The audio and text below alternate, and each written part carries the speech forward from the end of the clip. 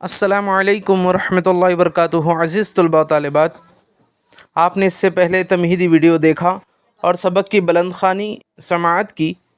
مصنف بخار کی علامات کو بتاتے ہوئے کہتے ہیں کہ جب بخار آتا ہے تو جسم و جاں سلگنے لگتے ہیں، بعض اوقات چھینکوں پر چھینکیں آتی ہیں، ٹانسل بڑھ جاتے ہیں، درد سر ہمارے پورے وجود کا احاطہ کر لیتا ہے۔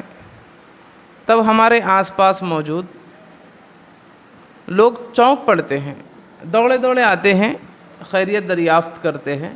ارے کیا ہوا بھئی، بخار کیسے آ گیا؟ اپنی صحت کا خیال رکھو، اس قدر دوڑ دھوپ اچھی نہیں، وغیرہ وغیرہ الفاظ سے ہم کو تسلی دیتے ہیں اور سمجھاتے ہیں۔ اور پھر کیا کہ اندھا کیا چاہے دو آنکھیں۔ ہمارے اندر چھپا بیٹھا بخار بھی یہی چاہتا ہے کہ کوئی ہماری محنت اور مشقت کا اعتراف کرے، ہمارے حال پر ترس کھا کر ہمدردی کے دو میٹھے بول سے ہمارا کلیجہ ٹھنڈا کرے۔